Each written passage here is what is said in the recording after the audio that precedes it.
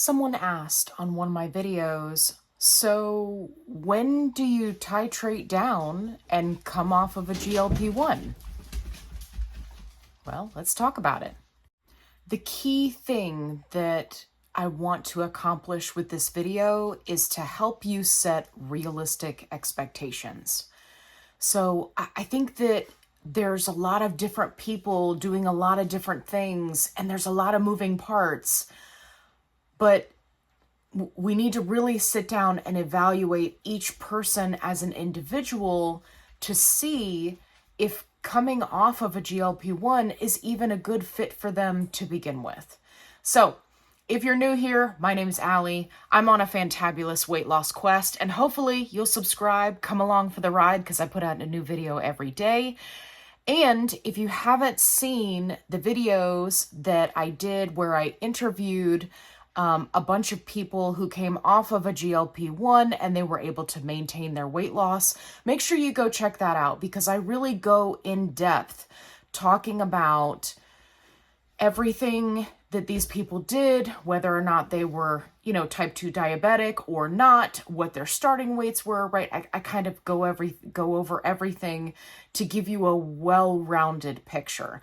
And I'd actually really like to do that again, because I would love to see if the information changes over time. Let's start off by talking about non-diabetics, okay? And don't worry about it, my diabetic friends, I'm gonna get to you.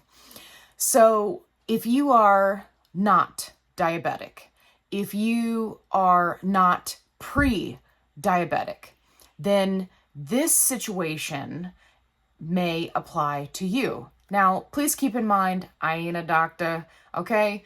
I'm just giving you information based off of the research that I've found and the experience of other people. So you need to take everything with a grain of salt. Like I said, each person is an individual, and this is a choice that you're going to need to make with your doctor. But I feel like there are a bunch of videos out there that are like, oh yeah, I took this for 6 months and then came off and everything was fine, woohoo, right? And they make it seem so easy. And for some people it may be, but depending on what health conditions you had going into it, right? There's a lot of things that you need to take into account. Okay, so let's start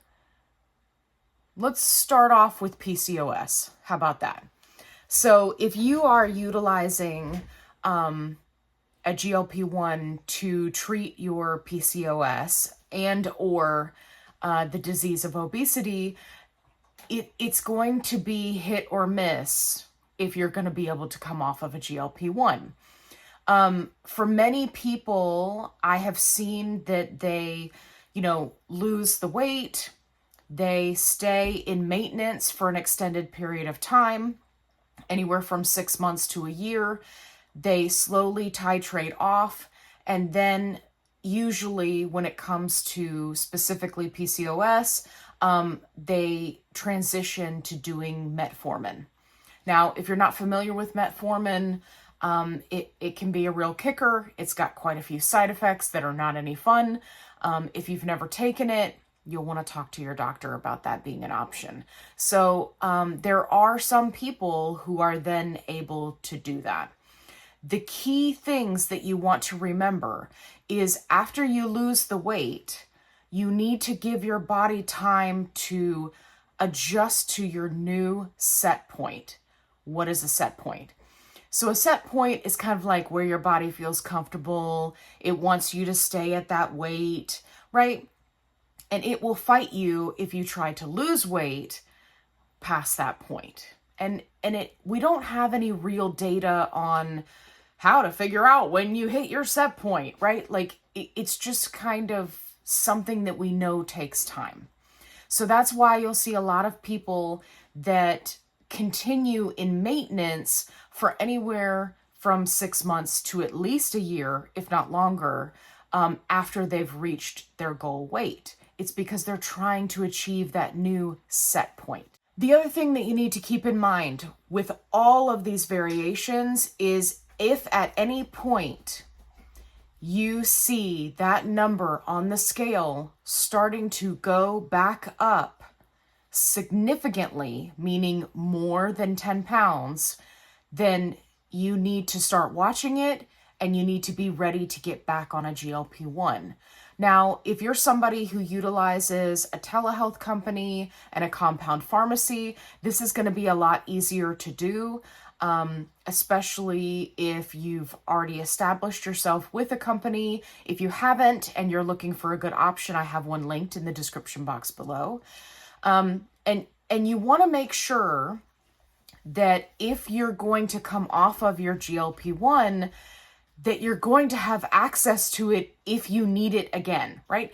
Because the whole point is you lost the weight, and so now you're not going to meet many of the criteria that you did at your higher weight. And you need to factor that in. For example, the telehealth company that I recommend in the description box, they are well aware of this. They are very well educated in maintenance and microdosing, and it's something that they understand that not everybody's maintenance journey looks the same. And that if you come off of the med, right, and you try to go it alone, depending on your specific body, that may or may not be an option. And it's going to be really, really important that you have a telehealth company that understands that. If you are going through insurance and you're using your regular GP, then you want to make sure that they are also on board with, hey, you're going to try to come off of it, but then you're going to come back. Honestly, if it's covered by insurance, you may want to consider just keep getting the medication monthly if it's something that you can afford while you try out your kind of trial period of coming off the medication. That way, there's no inconsistency with your insurance company because let's be honest, they're all looking for a reason to deny you the medication anyway. Let's not hand them one on a silver platter.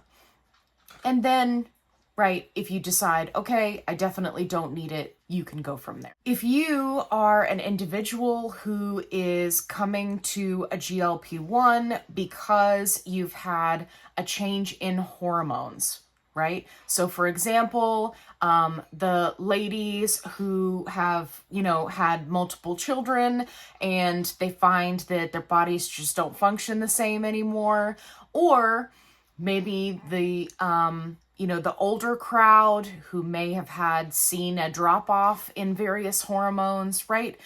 If that's the case, then you may want to consider that coming off of a GLP-1 might not be a best fit for you, but you're going to want to talk about it with your doctor if you want to come off, because you may need to address the hormonal issues if you're not already. There are many, many people that are addressing both at the same time, which is awesome. That's a win-win. So if it's not something that you're currently addressing, you may want to consider having that conversation with your doctor before you try to come off of a GLP-1. And just to be clear, that's ladies in premenopause or menopause, or fellas with the low T. All right, let's talk about the Hashimoto's crowd and other inflammatory type conditions. Now, again, each person is an individual, so this is very generalized advice. But I have seen, specific to Hashimoto's, that there are some people who are able to come off of a GLP-1 and then switch over to a completely non-inflammatory diet, which can be challenging. And they are able to both maintain their weight loss and maintain their flare-ups when it comes to Hashimoto's. Now, is it 100% perfect? No. Do many people decide to just stay on a GLP-1? Yes. I got the diabetes. Okay, so let's talk diabetes because this is a big one, and I get this question often because I have type 2 diabetes. So can someone with type 2 diabetes lose the weight, have a new set point as far as their weight goes, change their lifestyle, and come off of a GLP-1? So it's really challenging. I know that there are some people that have put their diabetes into remission and they are able to maintain. It's very challenging. And from what I've seen, it depends on the person and it depends on what lifestyle changes they're making and what works best for their body, right? So you'll see some people that will, go the route of like a carnivore diet. There are some people that will introduce a lot of, intermittent fasting and things like that. And that's not a one size fits all. So you really have to do your research, talk to your doctor, talk to your dietitian, and see what might be the best fit for you. If you're going to go that route, you need to be ready to have some trial and error. And I think that's true of all of the various conditions that we've discussed today. And I think that it's something that really frustrates people, and it's something where they just kind of throw in the towel and go, just forget it, whatever, I'll just go back on a GLP-1, which is fine. There's nothing wrong with that. But you need to be ready for some trial and error, and you need to be ready to put in the work, because it's not going to be cookie cutter the same for each person. So what may work for your friend may not work for you. What may work for your favorite YouTube creator, right? Who's able to come off the meds and work out and, do their dietitian's diet plan, right? What works for them may not work for you. It's just going to be some trial and error. And that's one of the reasons why I say that people need to be very careful and plan ahead about making sure that they maintain access to their GLP-1. I'd like to end this video by saying that if you are someone who wants to try to come off of a GLP-1 med and you do the trial and error and it doesn't work for you, you were either happier on a GLP-1 or you felt better, you had less inflammation, you just, you're gaining the weight back, whatever the case may be, it doesn't matter. There is nothing wrong with trying to come off of a GLP-1 and then going back on. This kind of goes along with, the people who think that there's some kind of moral value tied to the dose. Like, oh, you went all the way to 15. That's crazy. Blah, blah, blah. Right? Like, there is no moral value here. There is no good or bad. There is no win or fail. It's just you making a health choice with your doctor that's best for you.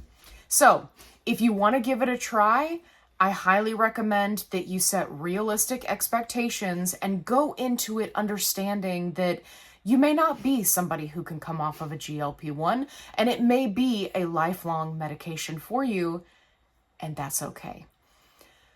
You may also find that you can come off of a GLP-1 and you don't like the way that you feel. You liked it better on a GLP-1 with less inflammation, more mental clarity, right? So, and you decide to go back on, and you know what? That's okay too. Whatever your reasoning is, it's yours.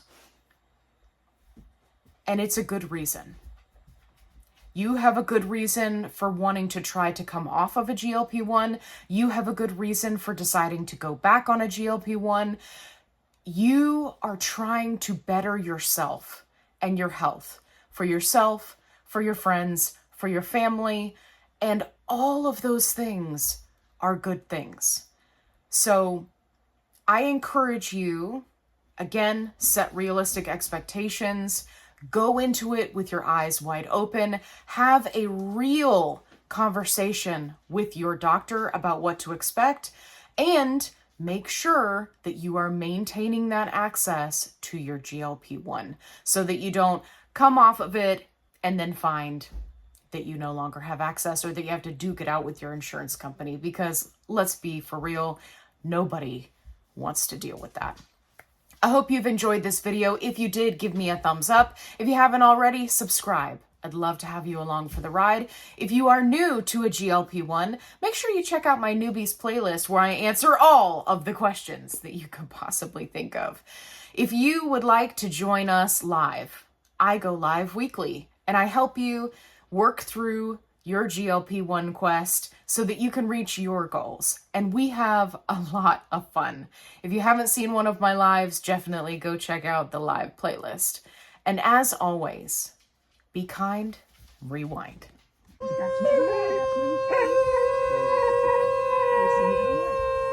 did it yourself with a real estate agent. Yes. You live in California. I'm bizarre in being a real estate agent. I don't understand. Seems to be working everything here in California is a little bizarre. Anyway, I have no lawyer, but